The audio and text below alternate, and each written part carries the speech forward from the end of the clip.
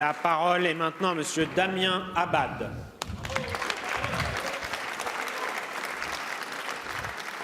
Monsieur le Premier ministre, je viens vous demander ici, au nom des Républicains, de faire de la dignité de nos personnes âgées une grande cause nationale. La situation dans la plupart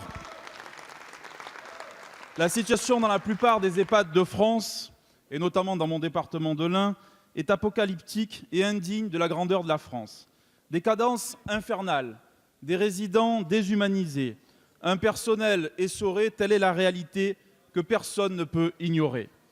Les 35 heures ont tué l'hôpital public et la grève d'aujourd'hui est avant tout le reflet d'un mal-être sans précédent du personnel de santé. La France des EHPAD, la France des maisons de retraite et des hôpitaux de proximité est une France qui souffre. Et à travers elle, c'est la France des retraités qui souffre.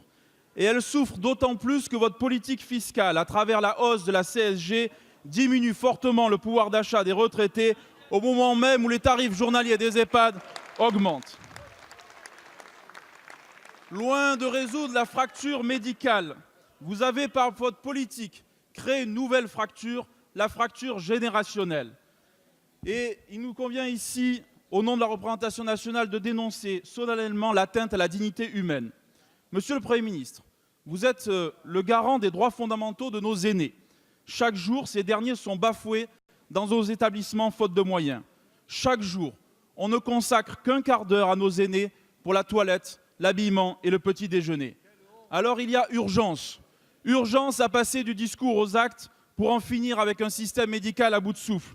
Urgence à aller bien au-delà des 50 millions d'euros supplémentaires qui correspondront à une aide journalière de 25 centimes par personne âgée. Alors ma question est simple. À quand un véritable plan Marshall de la dépendance qui visera à sauver nos EHPAD, à conforter nos personnels de santé et à répondre à l'enjeu de la dignité des personnes âgées? La parole est maintenant à Madame Agnès Buzyn, ministre des Solidarités et de la Santé. Merci, Monsieur le Président. Mesdames et Messieurs les députés, Monsieur le député Damien Abad, vous avez raison, il est très important pour notre société de réfléchir à l'avenir de nos personnes âgées dépendantes. J'ai aujourd'hui pris conscience, en arrivant dans ce ministère, de la difficulté de travailler dans un EHPAD et nous avons, dans le PLFSS 2018, pris la mesure des besoins en personnel en augmentant de 100 millions d'euros les budgets alloués à la charge en soins pour les personnels travaillant dans les EHPAD.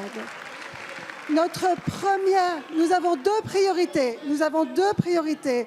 La qualité de vie au travail des personnels travaillant dans ces établissements et évidemment la qualité de vie des résidents. Donc pour améliorer la qualité de vie des personnels travaillant dans les EHPAD, nous avons mis en place une commission en septembre 2019 qui doit nous faire des recommandations quant aux carrières et à l'attractivité des carrières professionnelles dans les EHPAD.